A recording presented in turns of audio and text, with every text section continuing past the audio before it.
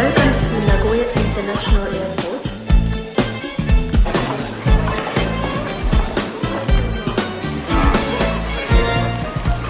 Welcome, Jack Elliott. I am Yoji Nishimura. Arriving refreshed? Arriving drunk and dead tired. Excellent. Places to go, people to meet. Mr. Nakamura, President of the Chunichi Company. Hi. Mr. Nikawa, Vice President. Not in back pocket. It's major insult, like you're sitting on their identity. Mr. Sato, Sorry. Treasurer. Hi. You give them business card in return, please. I don't have a... Oh, Mr. Yamada, General Manager. Hi. Mr. Takahashi, he's in publicity. Hi. Here you go. Collect them, trade them, show them to your friends. There you go. And no sitting on my face.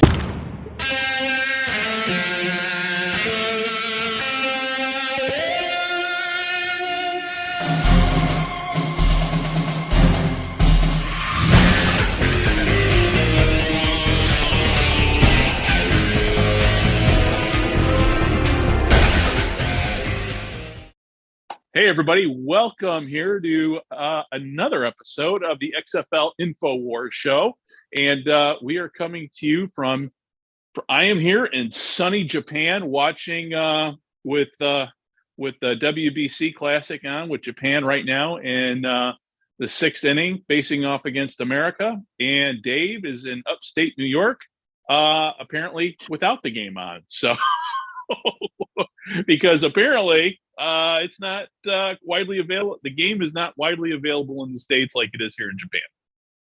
Yep. How you doing, buddy? I've been following along on Twitter and watching Trey Turner hit all those home runs. So it's been fun. It's it was funny yesterday because we got out of the house yesterday. It was a nice day and we were doing some traveling and stopped in some relatives. And so we got to the house, we got to relatives' house right around the seventh inning when the rally started. And it felt very much when Japan beat Mexico. For me, I told my wife, I go, man, this has a Cubs winning the World Series vibe. Yeah. So we'll see what happens here. It's 3-1. We're in the top of the sixth inning. And Japan's been pretty dominant throughout this tournament. So them almost losing that game yesterday, I think served as a good wake-up call for them. But we'll see. We'll see. I just don't think if the U.S. didn't get a lead early, they just don't have the pitching. They don't have the horses to compete with Japan. And that's right. That's gonna be the big difference, I think, at the end. Well, you know what? Funny you should mention it because when the numbers, so I'm watching the game. Everything obviously is in hiragana, katakana, kanji. I mean, it's just I can't read anything, but I can read numbers. And I was looking at one number, and I'm like, and I just saw the ERAs, and I'm like, ooh, man, this, I mean, Japan has had some really, really tough pitching, but on the flip side is offensively. Very much reminded me of the St. Louis Cardinals back in the 80s, where they didn't have a lot of power hitters, but it was all small ball. And that's how they beat you with singles and doubles. Well, watching these games when I get a chance, and a few of them were on Tubi and they're on some different streaming services, so I got to watch some of them. But these games reminded me of like sim baseball, when you can do a draft league and you have a pool to pick from, so you have a very good lineup. So it's going to skew where it's more offensive minded because, I mean, let's face it, there's no lineup Trey Turner's ever batting in the 9-hole, ever, right? Except this. So it's just one of those things where I didn't expect many 1-0 games. I expected the 7-6, the 5-4s, because there's just too much offense. Just way too much. I mean, Ohtani's hitting 450. I mean, it's incredible. It's incredible. I didn't realize that, but now, I didn't realize that, but now I'm thinking about it. Yeah, that makes sense because I mean, it seemed like every other at bat he does something. I didn't realize what his average was. And in terms of, I haven't even looked or anything about on base percentage. I mean, the Japanese team is amazing, and right now that I honestly, I'm looking out my window here, and honestly, this is the quietest this town, the little town that I live in, has been in a while. So my guess is everybody's like me in front of the TV with the game on. And they say this is going to be the at least baseball wise, the biggest audience ever for a baseball game. Oh, no doubt, no doubt. I mean, they were hoping. I mean, MLB was hoping was this good because they really want to view this as the World Cup of baseball compared to Yeah. soccer. But it is good to see so many countries like this. Is I don't know if you saw the poll. They talked to some players and they MLB players, and they rated winning the World Baseball Classic or winning the World Series, which would mean more to you. And I think it was like 4 out of 5 players said the World Baseball Classic meant more Really? than the World Series because Really? it's representing their home. It's representing where Yeah. they're from. I mean, you can just see. I mean, Mexico. So many of these teams were just so incredibly fun to watch. Right. And then you saw too with I can't remember who the name, but who did he break his leg celebrating? Oh, was Edwin Diaz, and he ended up tearing his knee, and he's out for the year. I forgot the exact term, but he ended up just stepping funny and wrenching his knee, and he's out for the year. That is just, I mean, only in a World Baseball Classic can you see, I mean, you just think, and then just the tears on his face. It was just a freak accident. But I mean, that just tell you how hard they were They were celebrating that win. And it was a big win. It's a big win. Yeah. Yeah. And like the game against Mexico yesterday, huge win. I mean, and also too, people forget the Japanese team. I swear to God, it was earlier in the week. They played their last game here. And to fly to Miami, and obviously I'm sure it was a charter jet. It was first class all the way. But even with first class all the way from Tokyo to Miami, still a long ass frickin' trip. It took me 2 months to get over the jet lag when I got here. Yeah. And I was just flying from Chicago. So and then obviously you're going back the opposite way too, which is a whole nother level of difficulty. So here we are. We're watching, like I said, got the baseball classic on. And the nice thing is everything's in Japanese, so I can mute it because I know I'm not missing anything commentary wise because I can't understand it anyway. So figure this would be a perfect time to talk. Win or lose, they're not going back tonight. So they're gonna be they'll be in Miami for a few days, and don't be surprised if you have a handful of Japanese players getting contracts when this is all said and done.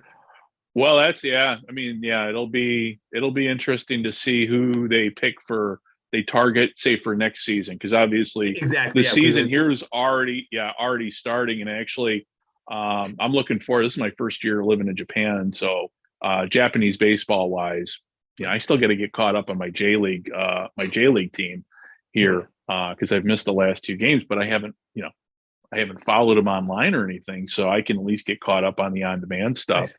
But we're starting here next week with the regular season, so there'll be a lot of in my family.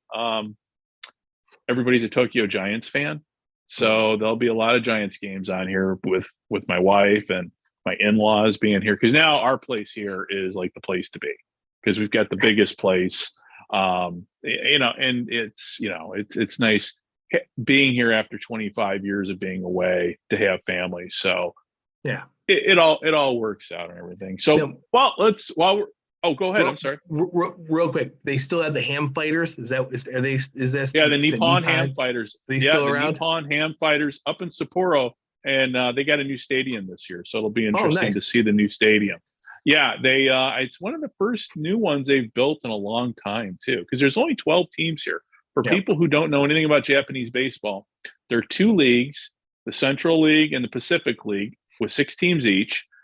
There is interleague play now, but I mean, for years, much like back home, you didn't have interleague play. So, but it's still, there's couple weeks of interleague play. I would say they need more teams, but the population here is declining. So I can't foresee another. I don't see room in the market for another team, especially with the dwindling numbers. I mean, this country's kind of aging out, and that's a whole ticking time bomb here for down the road for this place. But it's yeah. So I could, yeah, and I'm sure there'll always be 6 teams, and we're talking for, I think population wise, it's about 130 million here. And you're talking by the end of the century about 80 million, so that's a huge drop in population. But you think about it too, man, where we're at technology wise and everything. I mean, the world's going to change so much in the next 10 years, 20 years, 30 years. The changes we're already starting to see place here, and even here in Japan, I see ads for technology that I didn't realize had been invented.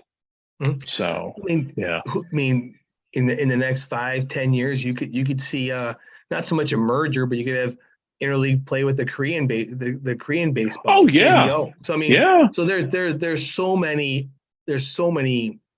things that, I mean, even the Taiwanese baseball league. I mean, there's so many opportunities to do things and not have to force or be having to push a new team somewhere. So yeah, and also China's up and coming too. And the Chinese, I mean, they're Chinese, and it kind of goes to talking about football.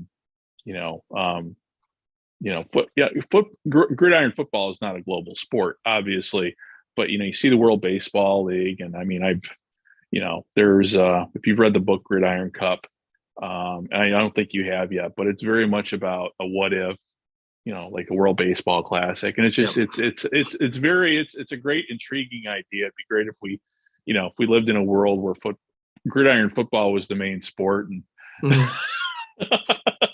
but it's always fun to speculate. But at least with the World Baseball Classic, you think about it, back when we were kids growing up, we didn't have this. So to see this play out, we only knew about Japanese baseball through newspapers and what we read in books. And here we are, third decade in the 21st century. We're watching everything live on TV, via internet or via satellite.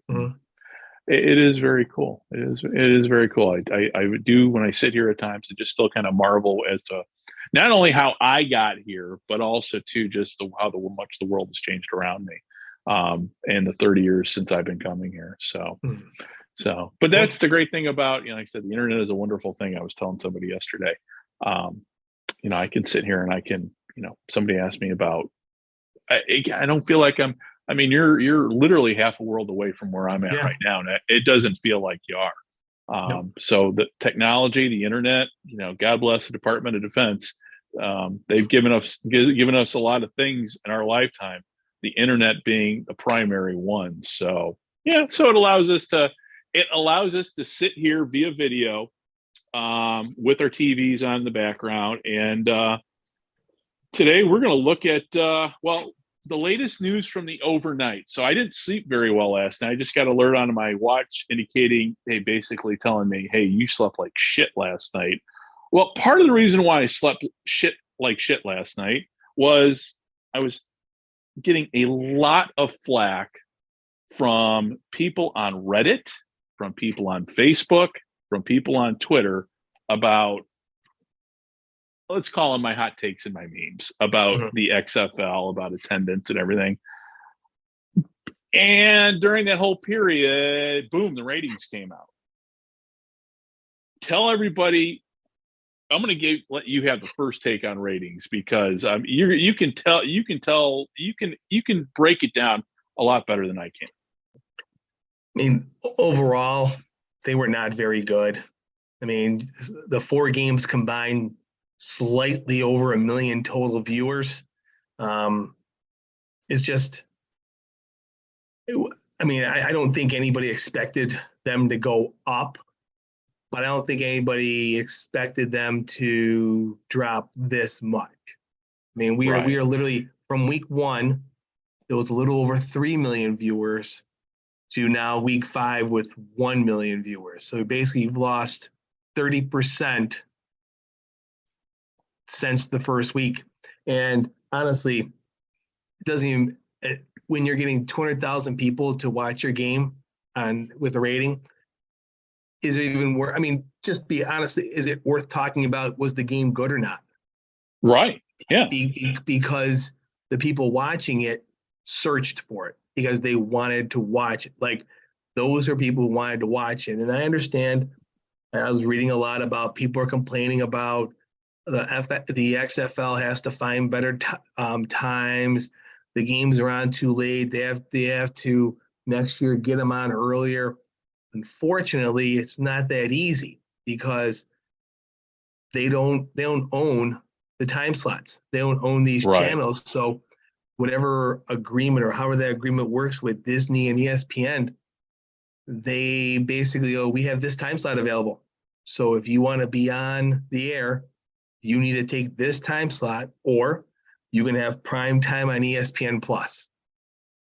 Right. And that's really how it works. I mean, you just don't like, yeah, the game was on Sunday night was 10 o'clock on the East Coast. It was 7 o'clock, but it doesn't matter. That was the time slot that was available to them. Of course, if the 7 o'clock time slot was available, they would have taken it, but it wasn't available. So that's why the game was on at the time it was. And, and I understand about slotting stuff in for the ratings. And again, I spent way too much time. As probably, I think, said, large part of why I didn't get a whole lot of sleep, because I was just, forget about all the rumors about Trump being arrested. I was worried about XFL ratings. And I'm looking through, and then finally I got up early this morning, and one of the first tweets I saw was from James Larson over at with Pro XFL Newsroom, Pro Football Newsroom, and I got to give him a lot.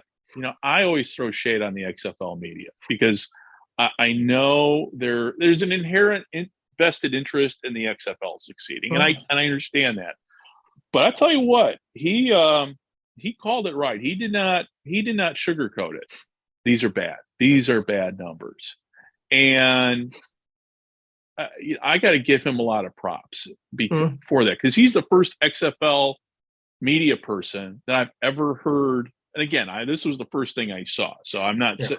But he called it. They're bad. They're bad. I mean, nobody is writing the XFL off right now, but man, we're 5 weeks in now. This is where, and they said during the election, about the Trump base, it's kind of baked in. And so I see these numbers and I see, because each game is televised nationally and each game is played separately. So when I see 1 million, I divide that down to 1/4, and basically it's the same people watching the same games. So you're not even reaching 1 million people. You just have, for lack of better, for 250,000 on each game. Mm-hmm. And most of those are the same. I mean, and so we're they're not reaching 1 million people. And the same thing with James. He did a really good job last year. He also writes about the USFL as well. So yeah, it was interesting comparison because that's where it seems like everybody's going at this point, where the USFL was in their ratings compared to where the XFL. And like I said, we've talked about this before. It's like an apples and orange, because the USFL is there because Fox goes, we want you. We're going to showcase you where we want to. Yeah. And they're getting really good times because the people making that decision write the bill or write the checks. Yeah, they own it. So, So it's just, we had discussed before about, is this the point where it bottoms out? I just don't.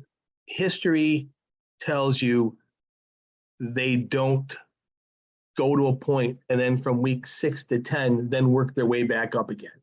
It doesn't. I mean, we all read the part where once we get through March Madness, when the games are on prime time in ABC, I don't see them going back to that 3 million, because I don't see anybody looking to spend the kind of money mid-season to rebrand it for ABC to really push it. Like I just Right. don't, I Right. don't see them. And I'll be honest, I didn't have a chance to take a look. For next time, I will find out what NBC and CBS has going on at the same time. I'll be curious of the weeks when ABC did pluck to put it on prime time, what's going on at that time at the other stations. Because they're all planned out. They're all Right. mapped out for years in advance on when things are going to be on. So they know when they can take a chance and when they can't, based on what it is. Right. And there's something else too when it comes to, okay, so everybody's, well, ABC this. And I'm just thinking practically, okay? And I say this because I always jokingly say here in my household, and actually in my extended family now, and I'm the Navy communications officer. I'm the comms guy. And I'm going to use the World Baseball Classic as a good example, okay? When I got here, it took me a while to configure my VPN and get all my services set up.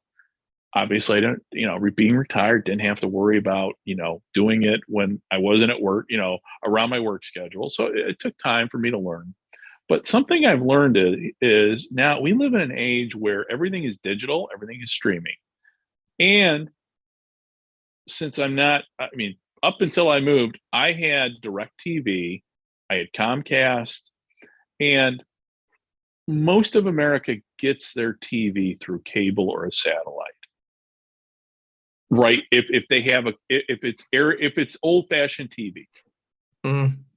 Okay. Nobody, I don't know what the numbers are, and I'd have to watch the antenna guy on YouTube TV to find out, because this kid does a really good job about cord cutting and everything and explaining the process.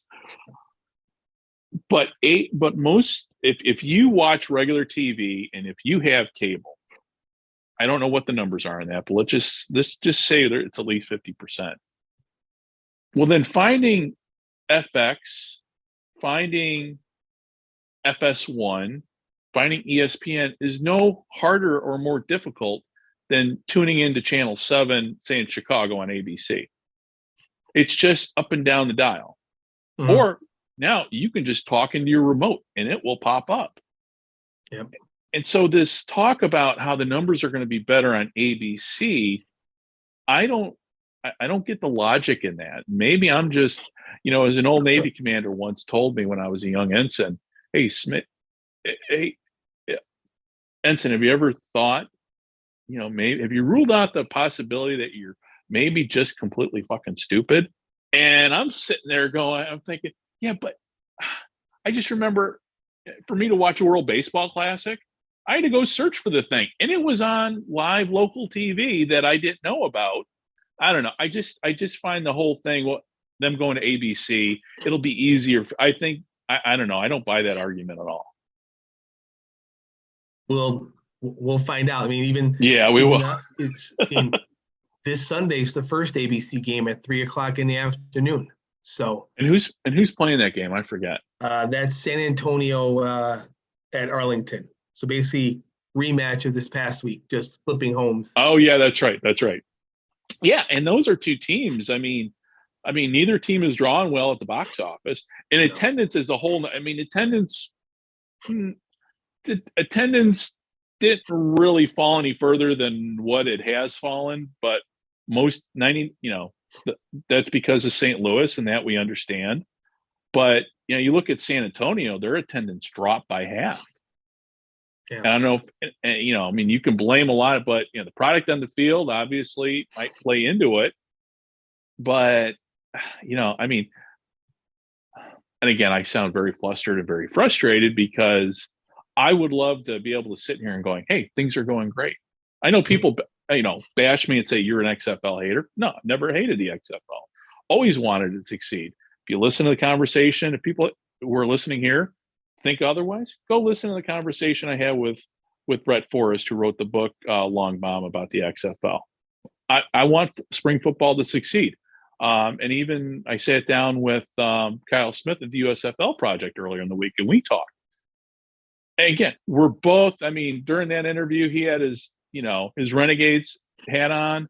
I had my XFL stuff probably displaying in the background next to all my other football memorabilia. Nobody wants to see it fail. But I think the owners have really done a disservice to it, because they've pushed, and this is my opinion, I know, and Dave you might think otherwise here, but in my opinion, they have made marketing themselves, meaning Danny and The Rock, it seems to me, number one priority over the players, over the fans. And I hear other things. Well, they didn't have enough time to set up. You had 2 years to set up, and you were given a playbook by Vince McMahon, who executed that playbook very, very well. So, counterpoint. You tell me what I'm missing here. No, I mean, if you're gonna, I just looking retrospect and looking back to, say, 18 months ago. Yeah. I mean, I think without knowing the exact makeup of each one of these 8 franchises, I think they should. I wish they would have gotten on the ground running in the cities earlier, right, and had a larger push for season tickets and tickets in general. It seemed like, from the outside looking in, like from what we could see from where we all are, is they announced it, and there was an expectation of, you did this before, you'll do it again. Right. And it seems like attendance, you got that hardcore, but you didn't attract anybody else. And the thought process from a lot of people has been, once they see it, then these crowds are going to get bigger. Like we saw all that about St. Louis, and I hope this isn't a trend that we see where attendance is going down each game. I'd love to see 50,000 people there, but right, obviously the second home game was not the first home game, regardless of numbers you announced. It just wasn't. It didn't have that same sound. It didn't look the same. But I think if they can get through the rest of this year and really dig in, I think one of the opportunities they have is to really, and you hear fans and people talk about it as well, that the teams aren't connecting with the communities. And I think that's right. That's something they need to get out and do. I mean, it's football. People are going to know what football is, and it's selling that. It's finding that niche and selling that into your communities. You're right.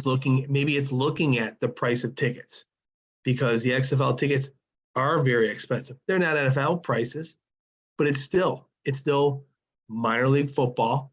Yeah, and you're looking at $35 to $145.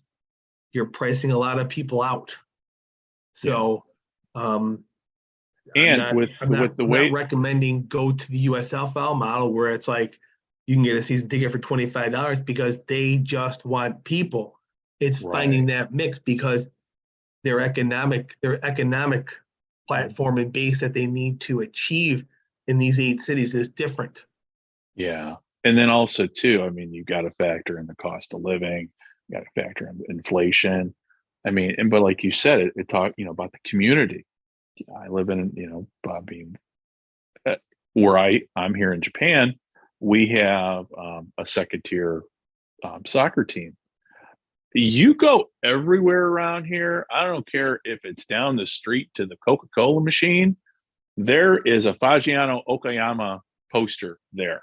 There is a presence of all these little minor leagues here in this town that, again, not having ever not being in the States, obviously, but not really on the ground there, knowing what's going on. I know you're out of position too, but yeah, I mean, it's from what I'm reading, and it's funny because I always joke about social media is not the real world, I've spent a lot of time now on Reddit, and I got to say this much, and this is where I've got to give the folks at XFL Reddit a lot of credit, because their membership, I have, we have Twitter and we have Facebook, and Facebook, I'm here to tell you, is toxic, is all the DMs and all of the I wouldn't say threats that I've gotten, but veiled threats. One person in particular who runs at one of the XFL boards,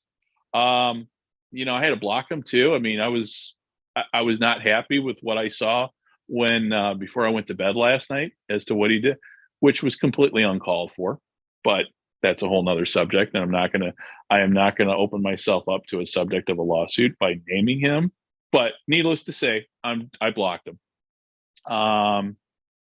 Twitter's a little bit better. It seems like there's some reasonable discussion.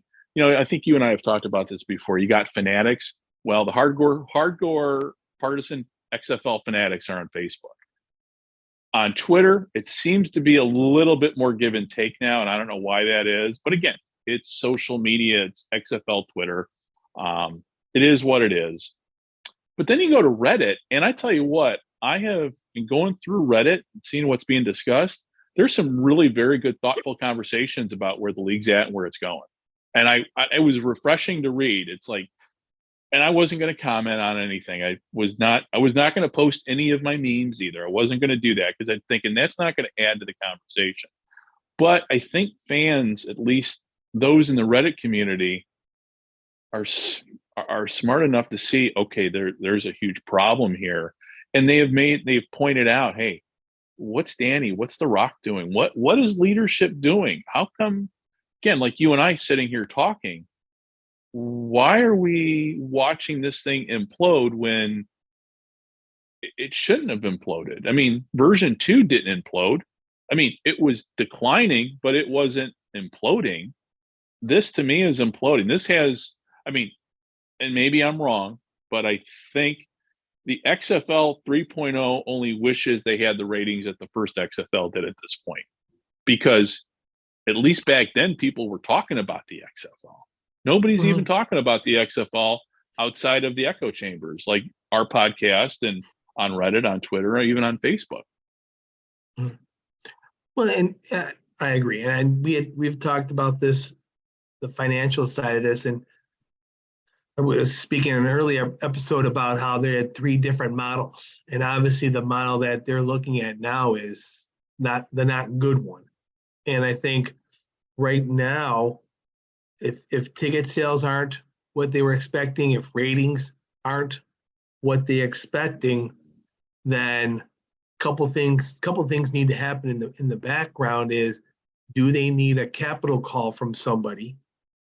And what can they do to minimize or try and lessen the blow of losses the rest of the way? Because I don't think anybody believes that the XFL is in the black after 5 weeks.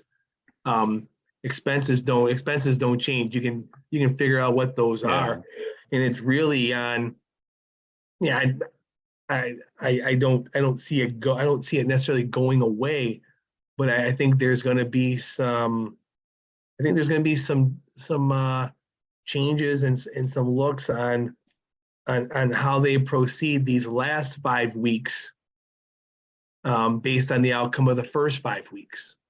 Right. They're really going to test some people, maybe have some people eat a little humble pie, and really, I'm not saying addressing the financial side, but I just don't think the majority of people who comment on this truly understand the financial undertaking it takes to put this all together, to have 8 different teams in different cities and fully everything they possibly need, and pay all these people and pick them all up and move them 5 times for a weekend and then bring them back. And then just, excuse me, just the whole the whole package. And I'm not seeing any new advertisers on any of the broadcasts, so I'm not really sure how that end is going. But Yeah. we'll see. Like there's a Saturday afternoons on ESPN, Sunday afternoons on ABC, and I'll be curious on Monday night. It is on FX, but I'm curious on how a Monday night game would go. And obviously, it's based on availability, and obviously, I mean, the DC United must be home this weekend. Like if DC's playing Monday night, obviously the facility is not available Thursday, Friday, Saturday, or Sunday, and this is the option they had. So, right. And at the end of Yeah, the day, because right now, with MLS season, with the soccer stadiums, I mean, there's that issue too, and obviously Audi Field is a good example. Yep, and I sent you that picture from the Sounders game this past weekend. I'm not sure you can faintly see the football numbers, so they scrubbed that thing well, but you could still see the lines. Which made it interesting. Yeah, groundskeeping has become an art now when converting fields, because in the old days, you see it in the CFL, you still see the soccer lines there and they swap out. I always found that fascinating how they're able to reconfigure a stadium for football so quickly and so easily. Obviously, it takes time, but I mean, it would be, I just listen, a steady 15,000 for each team would be great at this point, because none of us are expecting 40,000. It'd be great if each team could get 40,000. But realistically, they're not. And obviously, any talk of expansion is way premature. I mean, relocation obviously is going to have to be talked about for next year. But, and I'm sure whatever leases they have, say, in Vegas can be easily broken. With again, money solves a lot of problems. So, everybody keeps talking about San Diego, Orlando. I don't know how you fix Orlando. I mean, that's I don't know the market down there very well. I mean, I do, I had a friend, got a podcast buddy of mine who I asked him, "Hey, you going to the Guardians game?" His response was, "Fuck that, I'm not going." So you've got that. Again, Orlando is one of those places. There's a lot of other things to do. It's spring. It's, I don't know how you fix Orlando. I mean, there are obviously markets that would, in theory, sound good. One market in particular, I'll throw this out, Tucson. Tucson is Tucson, Arizona. They got a stadium. They've got a couple stadiums you could use, either a minor league ballpark at the University of Arizona ball field. And I've been to a game at the University of Arizona. So that's why I'm just sitting there going, it'd be a nice, February and March in Tucson. Yeah, that sounds pretty good.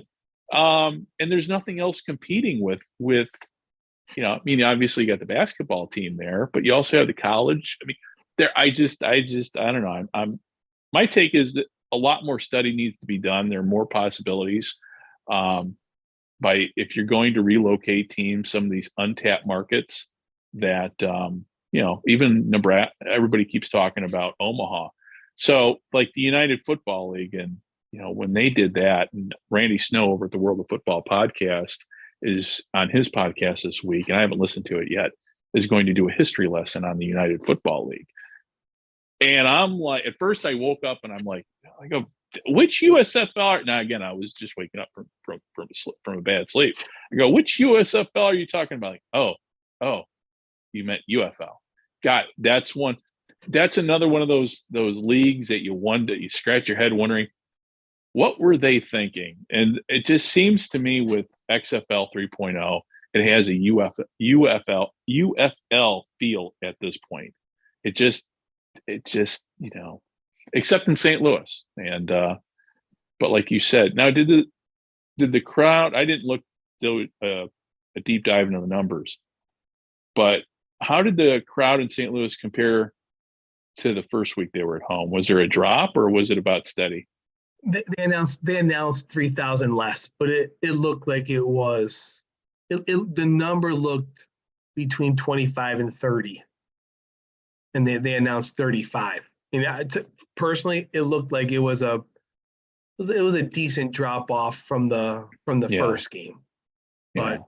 But as I say, you can announce anything. It really comes down to it. You can really announce whatever you want. Like it's right. Well, it's something I've learned with you, and also too talking about lessons learned. Before I got on the horn with you here, Arlington Lane with the X Factor show. Him and I were going back and forth on Facebook, and we're talking about streaming numbers because we haven't even really talked about streaming today. But he indicated that the streaming numbers will come out, and I was not aware of this, probably should have been, but I wasn't, that streaming numbers will come out, but they're going to come out within like a month or something. And so Mike, and this sounds I'm going to go all Alex Jones Infowars on this one. Here's my conspiracy theory on this.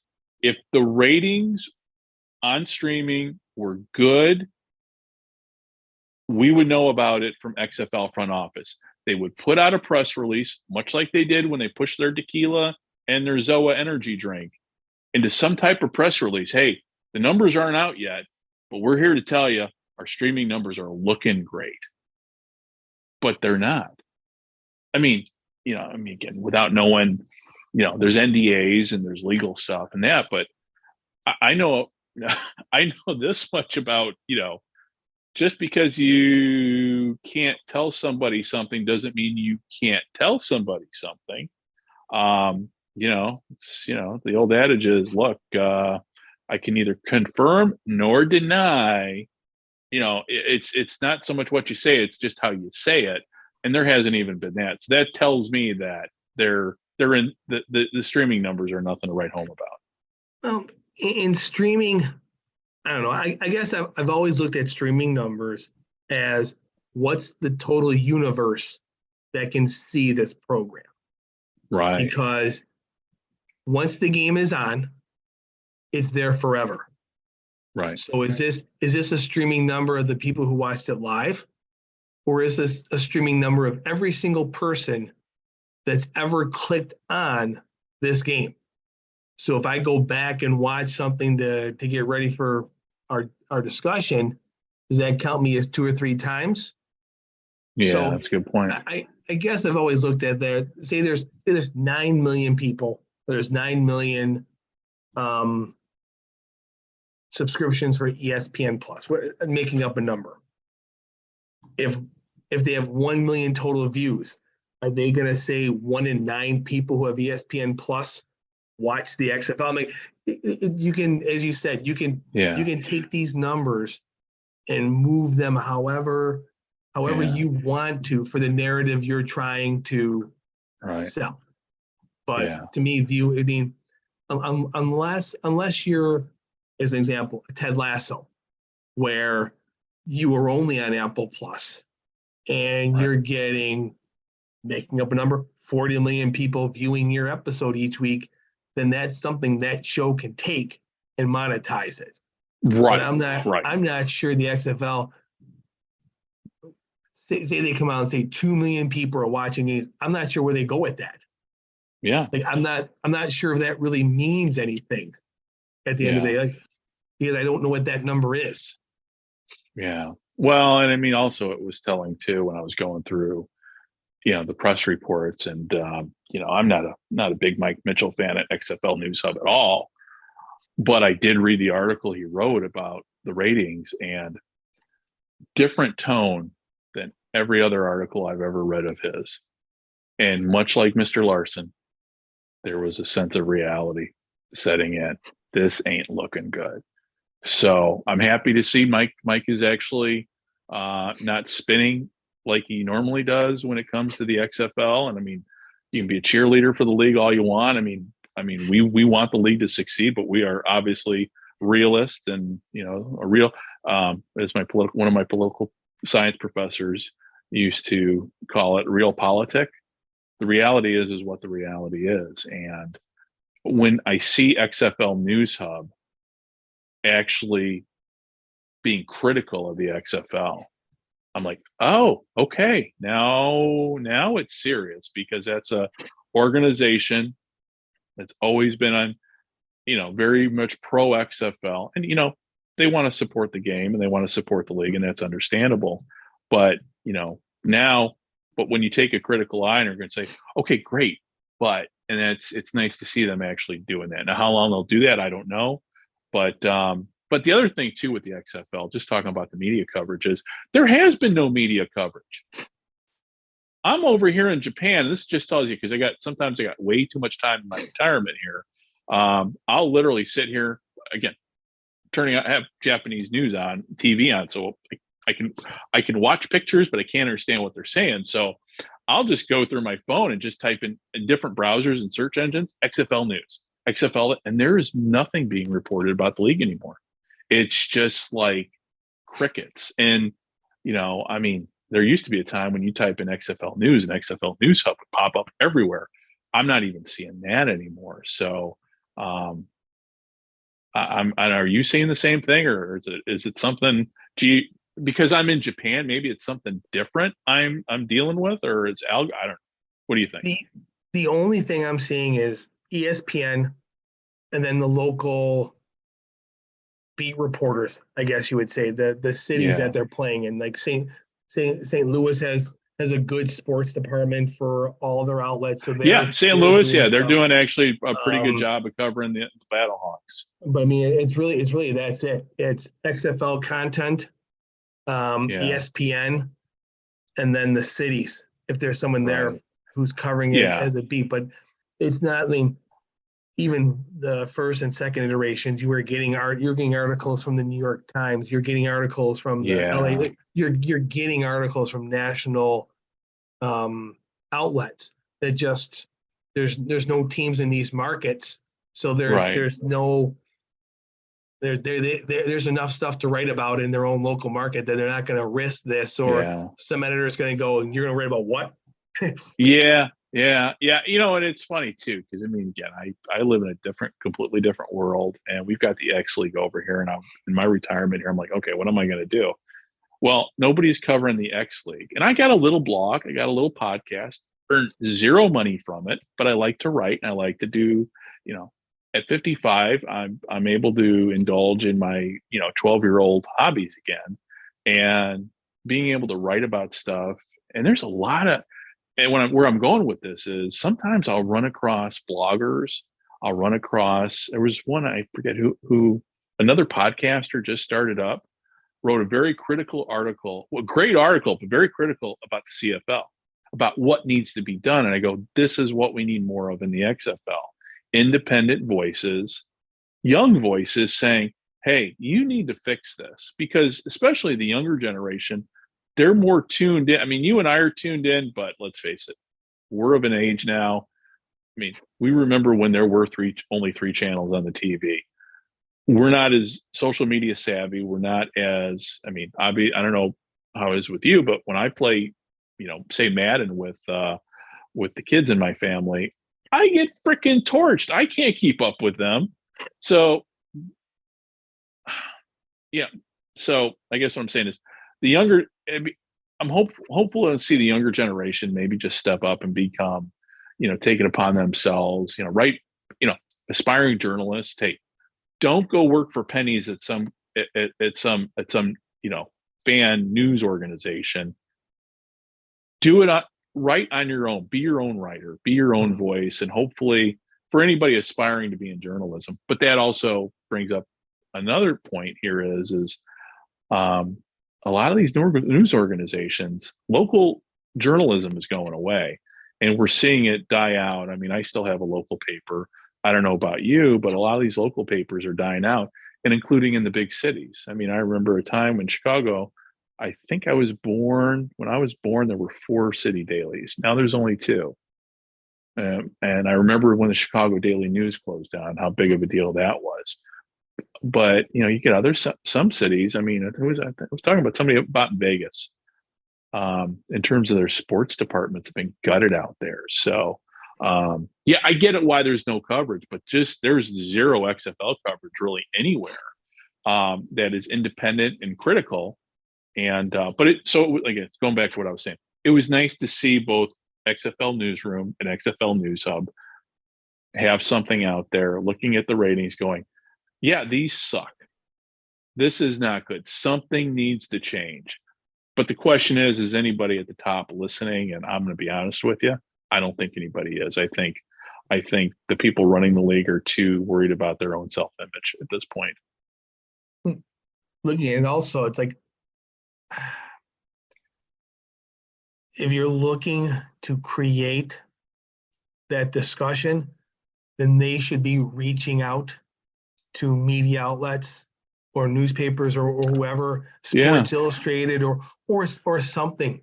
But I guess when your attendance is not the best, your ratings aren't the best, it's going to be hard to go to Sports Illustrated or go to another national sports service, whether it's Barstool or somebody who has a viewership.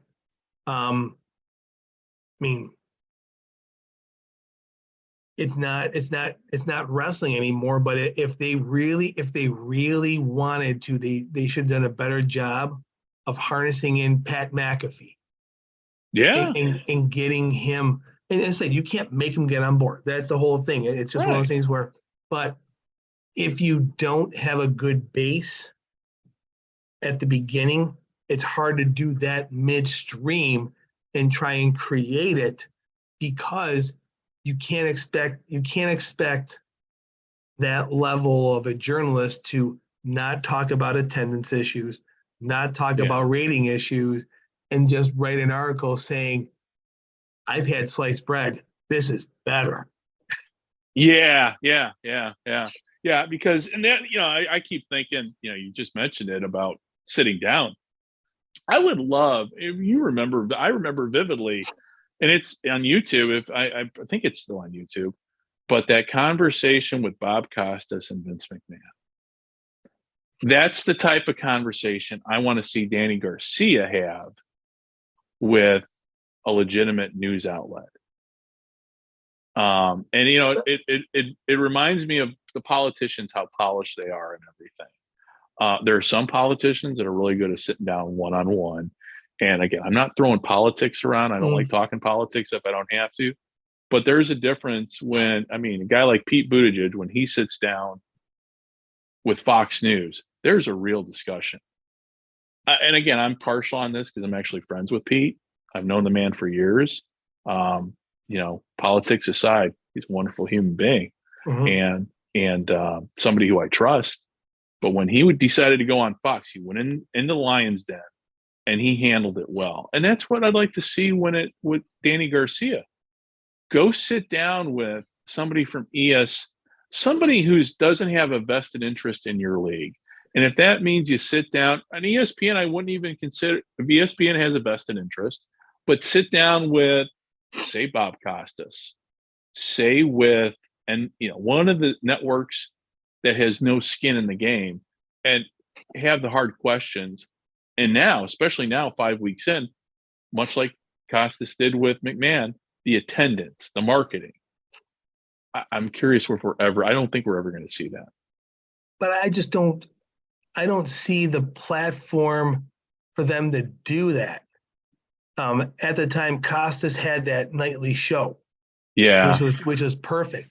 I'm going to start naming ones. You're not going to go on Colin Cowherd. I'm saying I'm walking through. Are you gonna is Real Sports with Brian Gumbel interested in this? Like it just I don't see the platform available that would either do them well or expose, like there's nobody out there. There's no go-to sit down. Yeah, we really don't have that. Like we have each platform has their own niche person. We don't have, and we're dating ourselves here, but we don't have a Mike Wallace from 60 Minutes anymore in sports. We really don't. I love Dan Patrick. I think Dan Patrick could actually be the perfect person to sit down with. But again, first of all, they're never going to agree to go and talk with Dan Patrick because Dan Patrick's going to ask the hard questions. Because Dan Patrick, well, I mean, he is employed by NBC, obviously, in part. I mean, they do have him on, but hey, NBC was willing to let Costas sit down with Vince McMahon, and they were both at the time getting money from the same network for different reasons. And I was watching this was the XFL, and Costas indicated, he goes, basically that was done by NBC. He goes, I was surprised NBC allowed it to happen, but NBC needed to, at that point, NBC was losing credibility, and they went, well, we got to have, and they were just at that point, they were about ready to throw in the towel anyway. So, but yeah, they need to, the leadership needs to sit down. It's like with Randy Ambrosi in the CFL. I always have an issue with Randy Ambrosi.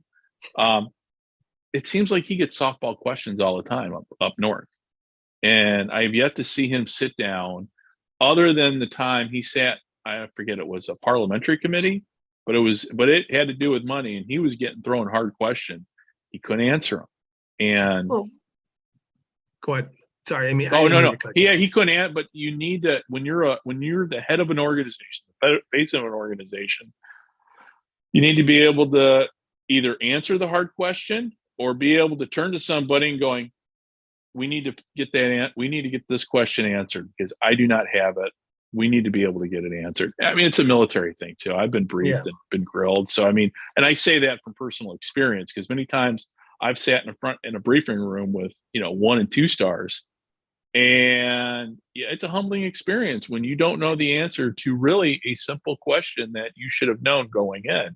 And I'm not saying you got to play stump the chump with them, but again, nobody's asked even a hard question that that would be an easy fastball. It's a hard, easy fastball. They don't even get that thrown at them. And I would say of all the commissioners, I would place Randy in the most difficult position because of how the ownership model of the CFL is in place. You have community, you have mega entertainment, and everything else in between. Yeah. And it's so unlike the NFL. Yeah, you're right. You have Roger Goodell, who's a united front. Basically, there's, of course, you don't have every owner, but as long as he has 24, he's going to have a job. Yeah. And I don't know how the CFL necessarily how this works, but I can't imagine Saskatchewan, Winnipeg are looking at the same decisions that Toronto is making on every issue. So I can't see BC going, ooh, a team in Halifax? This is fantastic. Yeah, that's true. That's a good point. I'm curious on what Randy gets leeway in answering these questions because he's got different people in his ear going, we don't want this, we want this, you can't have this. It's just hard. And also too, the CFL has a history of just not renewing. The commissioner's contract only runs for so long, and they're like, okay, we're not going to renew it. And they've had, in our lifetimes, I've lost count how many commissioners they've had. So, I agree with you there with the CFL. Then there's a lot riding with this, with it Genesis, the whole way to connect and grow the league offline. Like saying, not so much on the game itself, but everything else. That it'll be really curious to see how this all comes into play and on how it grows. As long as it's growing in the States, as long as it's growing outside of Canada, even if it's incrementally, that's a good thing. because I think you're always going to have. This is how I'll equate it to the XFL. You're going to have that Canadian base that's always going to be there. Right. They're Yeah. just going to be there. Yeah. And then if you can sprinkle in enough, excuse me, of everywhere else, it's gonna keep growing. I mean, it's gonna keep chugging along. And Yeah. if you have 6 billionaires who want to spend money and do this, it seems like the community-owned teams are always making money. So it's one of those things where I would always like to see more, but more cost more. And I think they're a little leery on what's that return going to be. Right. Like, if I'm like the community manager of the Rough Riders and someone goes, look, for $500,000, we're going to be able to do this. Well, that's our profit from this year. Or we made $1 million and that's half our profit. I have to convince these shareholders to do this. Right. And there's nothing associated with that. That's going to, nothing's ever 100%, nothing's ever golden, but it's hard when people see the wheel and it's rolling down the road. Do I really need to change it, or do I need to tinker with it? Yeah. Well, and that's what the old adage is: if it ain't broke, don't fix it. But with that said, we're entering in we're in a new age now where electronic all things digital matter. And, with the CFL, the one thing the XFL has over the CFL right now is the XFL has an app. I can go to the phone. I can check scores. With the CFL, and I don't know, I mean, I've moved, but I mean, my CFL app wasn't working back in the States on my phone. So it's these little things that all of us fans, I think, take for granted. I mean, we take for granted because the NFL has them. And to me, and I know it's you can't always compare, but the NFL has an app, the NHL, the MLB. If you're one of these minor leagues, and we'll call them minor leagues for this discussion, you've got to have digital interactivity and, outside, say, your Instagram, your Twitter, and your TikTok. You got to have guys like you and I. Hey, I want to go check my scores. Well, shit. Okay, where's my CFL app? Oh, go to TSN. Well, now I got to go download the TSN app. I mean, there's just so many steps involved. And it kind of goes back to talking about the streaming, about everybody's crowing about streaming. Anybody who's crowing about streaming, either they know exactly how to, because there's a maze you've got to go through to get to your game. For me, I've got to do a whole nother step with the VPN setup too, every time I log on. So the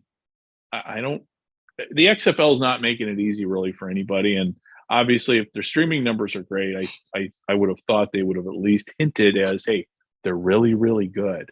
And maybe I'll go take a look at those press releases, and maybe I'm just misreading what's being put out, but I don't know. But even then, we're at a point now where perception is reality, and the perception now is this thing is just failing worse in a way than what the first iteration did. The only difference is the first one was such a public spectacle of failure. This is a failure nobody's really talking about now. And I was going round and round with somebody on Facebook right now about, he said, well, the XFL I go, no, the XFL has been around 22 years. No, it's only been around less than a season. I go, no, in the public's mind, the XFL has been around for 22 years. And the people equate the term XFL, there's that image of the XFL blimp deflating and falling. I mean, that's the image people still have. And then, outside of our echo chambers, our spring football, our football history echo chambers, and you and I both, we have, when we sit down with our regular, outside of our sports history group, I sit here and I got to explain sports history to my wife. I got to explain, even with the World Baseball Classic, which, by the way, is in the bottom of the 8th, and Japan is still winning. But I bored my wife to tears explaining to her why the Florida Marlins are now called the Miami Marlins and why they play at Lone Depot Park. And then I got then she started rolling her eyes started glazing over when I started talking about the history of what used to be there, the Orange Bowl. So, so outside our bubbles, nobody, I always say people equate the XFL with failure. Was it a failure in the sense that it went? Yeah, I mean, it again depends what side you're looking at. I mean, I look at it, you and I think kind of look at it. Yeah, well, it didn't fail maybe in the box office or even on the field. Without the XFL, we might not have Skycam. Without these other leagues that have failed, we might not have a lot of innovations that we have today. Though the World League of American Football, if you remember, had the helmet cam, and that just never quite caught on. It was quite caught on. At the time, it was too clunky at the time. It was, but technology. But I don't think really, Kitty, we don't have the helmet cam. I'm okay with that because I mean, you and I have both strapped helmets on in our youth, and there are times I watch people take hits on the field, and I'm like, yeah, I know that.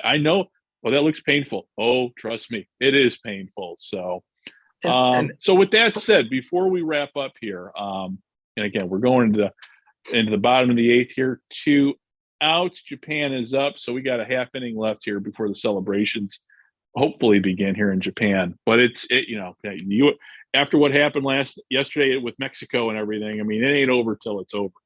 So, but before we wrap up, just real quickly, the games were all competitive. All the games were competitive. It was a good week. So hopefully going into this week, and that was a thing too on Reddit, people were complaining, well, they're not covering the games. No, well, I've told it, I mean, we did in our first episode going, we're focused on the business. We're talking outside the lines here. We're trying to look at what's being said in the media about the league and just cut through the spin. And that's something I think we've been able to do each episode. So for those who are listening and people that, listening to us for the first time, I apologize. We aren't talking about the games, but we're here to talk about the business and the future of the league. The players, the players are a huge part of the league. But unfortunately, with the way the business of football is, a lot of these guys that are playing this year may not be around next year. They might be in the NFL. They might be in the CFL. But for our purposes, at least for this initial season, I wanted to talk about the business because, listen, the players always play hard. The employees always work hard. But ultimately, in the end, it's the executives and the business planners that cause leagues like the XFL to fail. So that's why we're having these discussions and taking a critical look at the media. And, I don't like bashing on anybody, but it is, and I wouldn't say I've bashed really on anybody since we started this thing. I know I really do it pretty hard on Twitter, but it is nice to see now that the XFL media is starting to come to grips with reality because, if the league doesn't change its ways here, and we're at the midway point of the season, and about a week in a way, we're going to be at the midway point of the entire thing.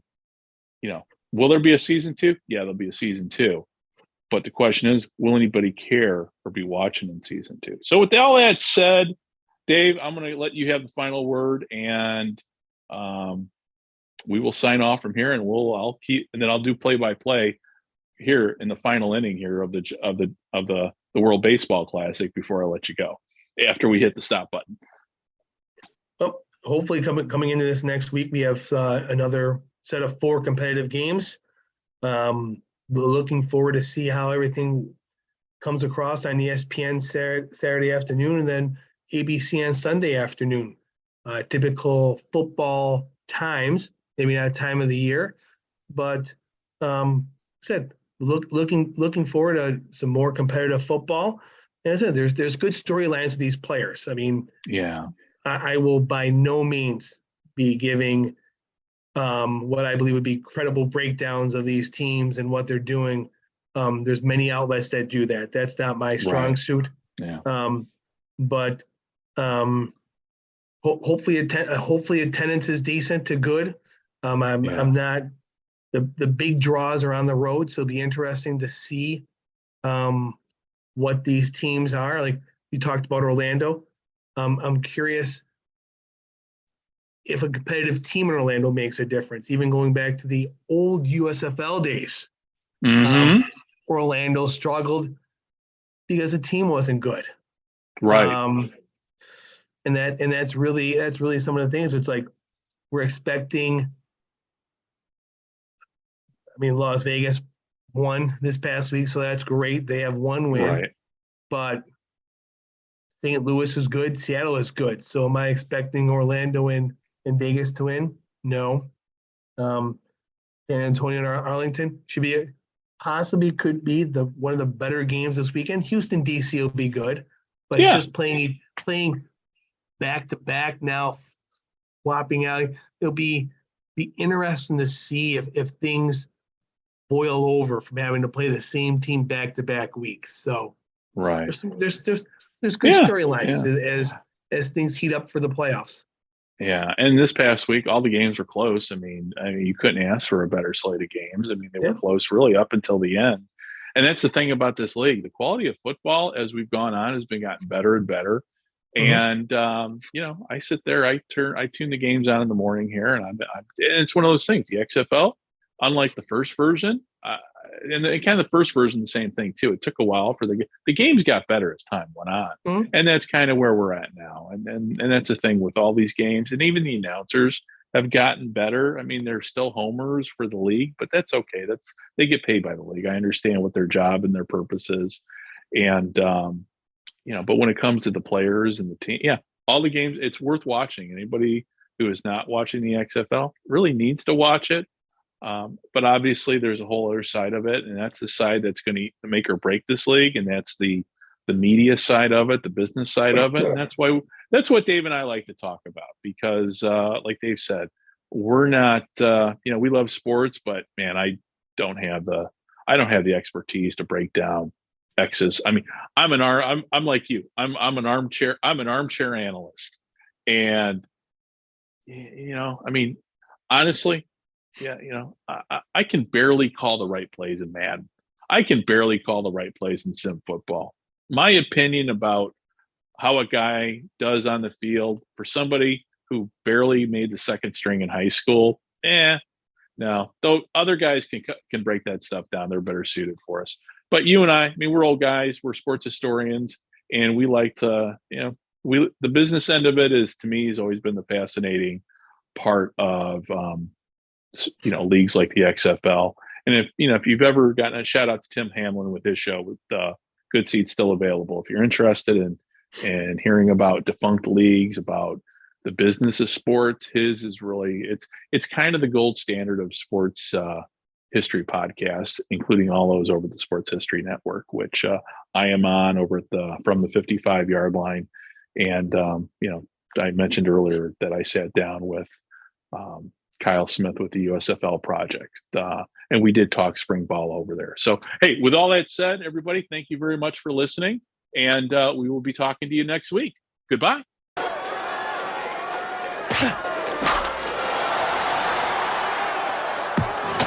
on. Take a risk, damn it.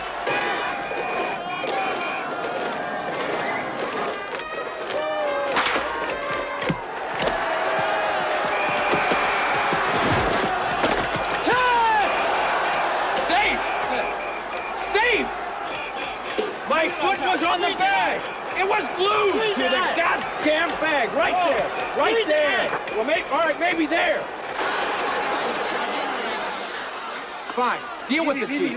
Jackson, shut your big mouth. You are humiliating the team. Just play your position and stop all the bullshit right now. Please. Please.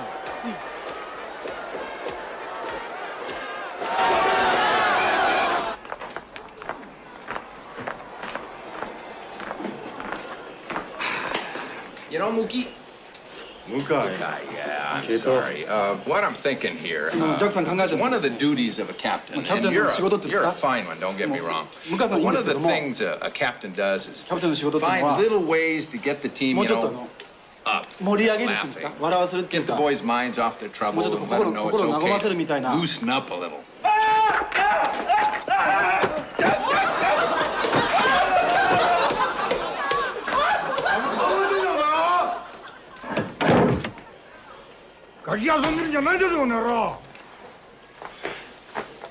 Baseball's a game. Games are supposed to be fun.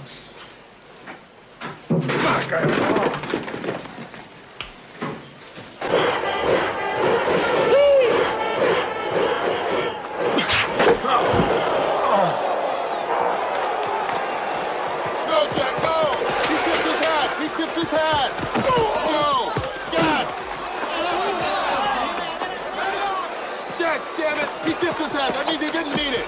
I don't care if he ate his goddamn hat. I've had it. Bullshit. I'm sick and tired of this shit. Haven't you heard a word I've said? You're really pissing me off now.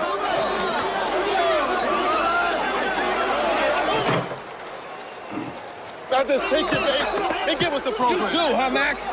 You know the one thing I didn't miss about playing in the States? Is putting up with hot shots like you. Now I don't even have that anymore. 저 고시 검토해. 혼인가 미츠카리 시대 기민이와 야마토라.